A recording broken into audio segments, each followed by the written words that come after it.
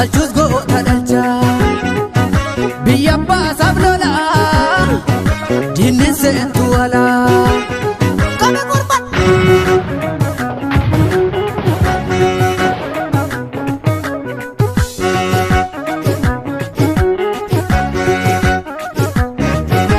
Echa chiisen